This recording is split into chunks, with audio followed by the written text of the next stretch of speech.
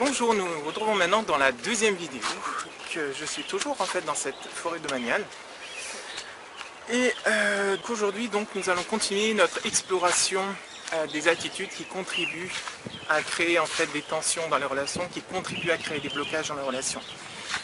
Je fais le pari que si vous êtes davantage attentif à ça dans votre vie, dans vos communications, dans vos échanges, vous allez grandement améliorer les choses. Et très souvent, donc, de par l'éducation qu'on reçoit, ces attitudes font partie de nous.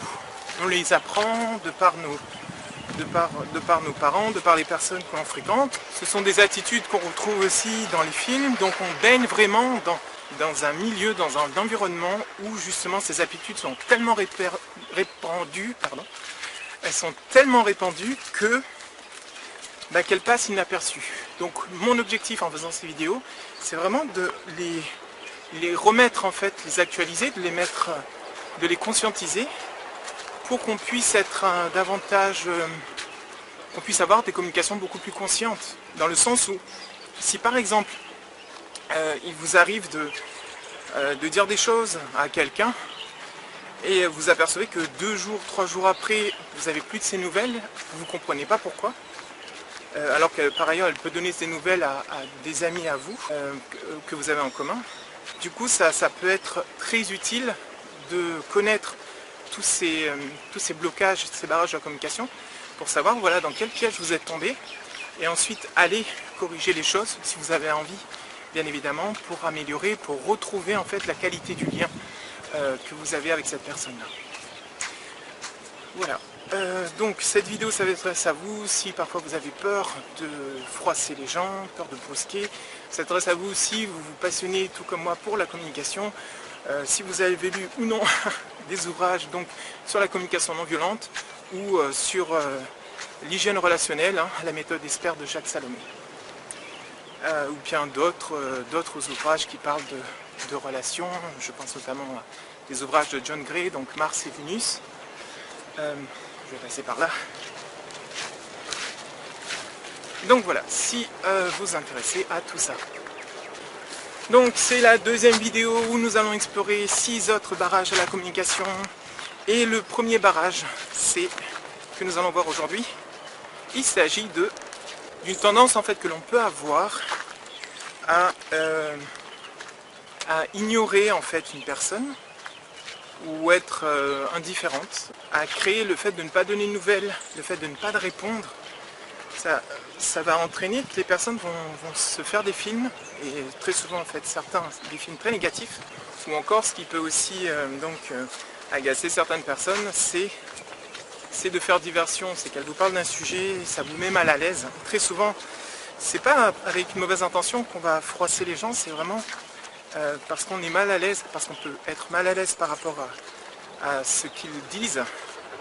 Et du coup, on va faire diversion, vouloir passer à autre chose, changer de sujet. Et ça va pas forcément être fait avec de la douceur. Et du coup, ça va créer une disharmonie, une rupture, on va dire, en termes de communication. Ou on peut appeler ça aussi un accident de communication. Donc je répète, il s'agit donc des attitudes telles que ignorer les personnes, être indifférent, nier ce que les personnes vont dire, ou bien encore éluder, donc passer à autre chose, ou encore donc faire diversion, donc passer à un autre sujet. Bon, comme vous voyez, il fait beau aujourd'hui à La Réunion, il fait chaud, je transpire de partout. Donc passons maintenant à la deuxième série d'attitudes de la vidéo du jour, donc la vidéo numéro 2. Alors, il s'agit de ridiculiser quelqu'un. Il s'agit aussi de faire preuve d'ironie, ou encore de se moquer des personnes. Donc là, bien évidemment, c'est en lien avec le jugement qu'on avait vu en vidéo numéro 1. Bon, d'humilier une personne, de se moquer d'elle, de l'humilier, de la taquiner, en fait, même gentiment, des fois ça peut éveiller, alors non pas une susceptibilité, parce que ça, ce serait un jugement de dire qu'une personne est susceptible, mais derrière cette susceptibilité, il y a en réalité en fait une sensibilité qui est là, et certainement en fait une contrariété qui est là. Donc si l'on juge la personne, ou bien on lui pose une étiquette qu'elle est susceptible, nous n'allons pas en fait saisir toute la réalité psychologique et émotionnelle qu'il y a derrière. toute la sensibilité qu'il y a derrière, toute la vulnérabilité, la fragilité en fait qu'il y a derrière.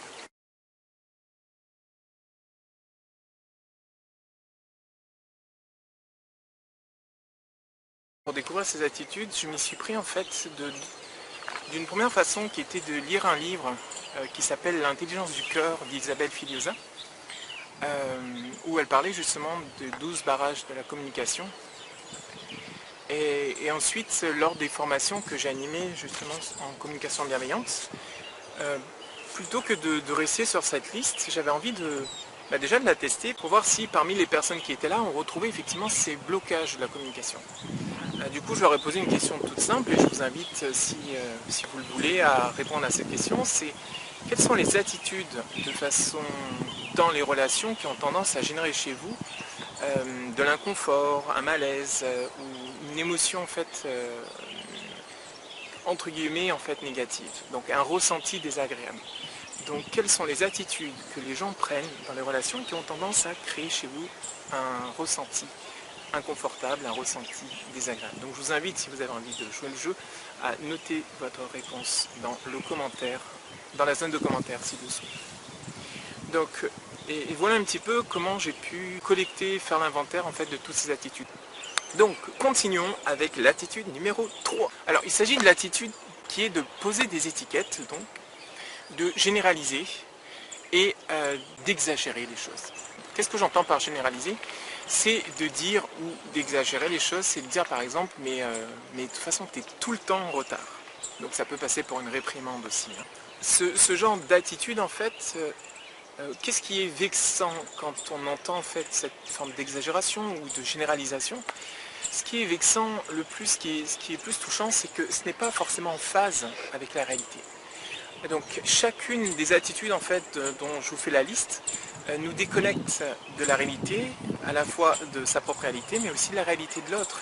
Et quand on comprend la réalité de l'autre, quand on comprend ce que l'autre vit à l'intérieur, alors c'est beaucoup plus facile de s'adapter de façon juste dans la relation et puis vraiment d'avoir cette harmonie, cette fluidité dans les relations.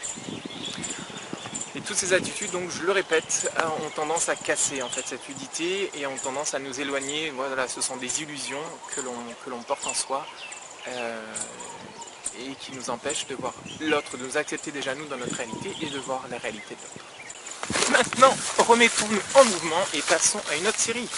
C'est celle, j'aime beaucoup là le cœur qu'il y a derrière. Donc, nous allons continuer notre balade dans cette forêt et nous allons parler d'une attitude que l'on peut avoir, c'est celle d'une personne en fait se confier à vous.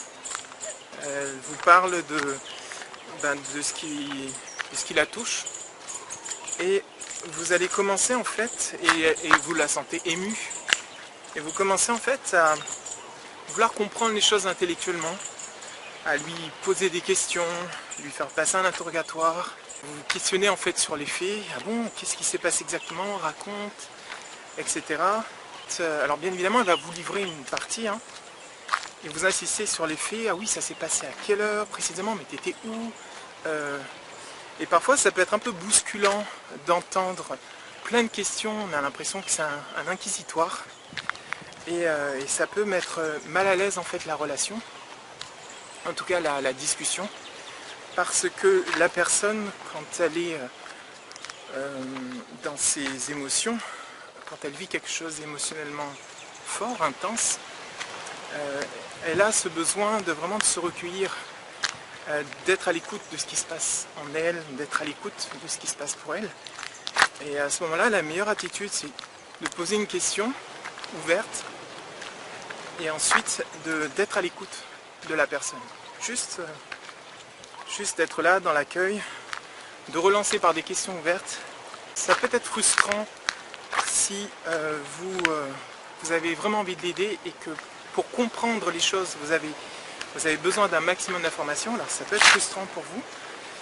Et en même temps, ce que j'ai pu remarquer dans les interactions que j'ai pu avoir, ou même chez les participants à mes stages, c'est vraiment que cette attitude de questionner de questionner en fait en excès, de trop questionner, pouvait couper la personne de son processus d'accueil émotionnel. Maintenant, il y a aussi l'autre pendant qui est de... la personne en fait vous exprime une émotion, un agacement. Elle vous dit que ça lui a fait mal, par exemple, ce que vous lui avez dit. Et là, vous vous empressez de vous justifier, de vous expliquer. Et c'est pas ce que la personne a besoin à ce moment-là. Du coup, vous aurez l'impression, en vous justifiant, en vous expliquant, qu'elle ne vous écoute pas ou que ce que vous dites n'est pas entendu. Or, c'est pas le moment encore à ce moment-là pour cette personne de vous comprendre, parce que elle est en train de gérer quelque chose en fait qui est à l'intérieur d'elle. Donc le fait d'être à son écoute, de ne pas vous justifier, de ne pas vous excuser, juste d'être à l'écoute de ce qui est exprimé, ça va permettre de restaurer en fait, de faciliter la communication à ce moment-là. Ensuite, un autre frein à la communication, c'est le fait d'interpréter en fait les comportements de l'autre. Je vais vous raconter une petite anecdote par rapport à ça. C'est récemment un ami me dit: écoute, j'aurais bien aimé venir chez toi, mais comme tu réponds pas au téléphone, je me dis que tu n'as pas envie de me voir. Donc la personne m'envoie ce texto. Et là, quand j'ai lu ce texto, je ressentis un peu d'agacement parce que je me suis dit, mais d'où est-ce qu'il sort ça, que j'ai pas envie de le voir? J'ai pas répondu au texto parce que j'étais pas disponible, mais ça ne veut pas dire pour autant que je n'ai pas envie de le voir. Donc ce sont les interprétations, on appelle ça aussi des lectures de pensée, c'est-à-dire qu'on pense à la place de l'autre sans forcément vérifier avec la personne si c'est bien ça, et on attribue, on croit pour vrai ce que l'on croit. Donc pour éviter ça, l'astuce c'est vraiment de demander à la personne: écoute, est-ce que tu ne m'as pas répondu au téléphone? Est-ce que c'est parce que tu n'as pas envie de me voir? Plutôt tourner ça sous la forme de question plutôt que de dire avec affirmation que je n'avais pas envie de le voir. Voilà. Donc on se fait ses films, c'est ça, interpréter, c'est se faire ses films, c'est imaginer des choses. Et c'est important de prendre, d'oser en fait aller vérifier les informations pour savoir, à travers le fait de poser des questions, pour savoir si c'est vrai ou pas, c'est juste ou pas ce que l'on dit. D'autant plus quand ça concerne l'autre. Et ensuite, une dernière chose donc pour aujourd'hui, pour la vidéo d'aujourd'hui, c'est le fait de surenchérir.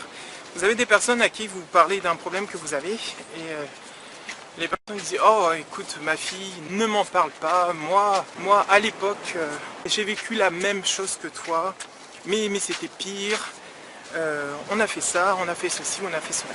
Quand vous faites ça, ou quand une personne vous fait ça, du coup vous ne vous sentez pas du tout entendu dans ce que vous êtes en train de vivre, et des deux côtés, le dialogue n'est pas possible, ça donne un dialogue de sourds. Pour éviter ça, ce que l'on peut faire, c'est, là encore, vous allez me dire, je me répète, c'est vraiment cette attitude d'écoute à privilégier. Donc vous verrez bien que lorsque je vous parlerai de la vidéo donc sur les solutions, c'est l'écoute reviendra à coup sûr. C'était tout pour aujourd'hui. J'espère que la vidéo vous a plu. Si vous voulez être au courant de la sortie de la 3e vidéo, je vous invite à vous abonner à ma chaîne en cliquant là où ça va s'afficher, c'est-à-dire là. J'ai envie de vous laisser en fait sur une devinette. Pourquoi est-ce que nous avons une bouche et 2 oreilles? Et donc je vous donnerai la réponse dans la 3e vidéo. A bientôt. Je vous laisse réfléchir, j'attends vos réponses dans le commentaire ci-dessous. Alors bien évidemment, si vous la connaissiez déjà, cette devinette, cette citation, si vous connaissez la réponse, s'il vous plaît, ne répondez pas. C'est trop facile. D'accord? Je vous invite à laisser ceux qui ne connaissent pas cette devinette répondre, leur donner cette chance. Voilà, je vous remercie infiniment et je vous dis à très bientôt pour la 3e et dernière vidéo. Je vous dis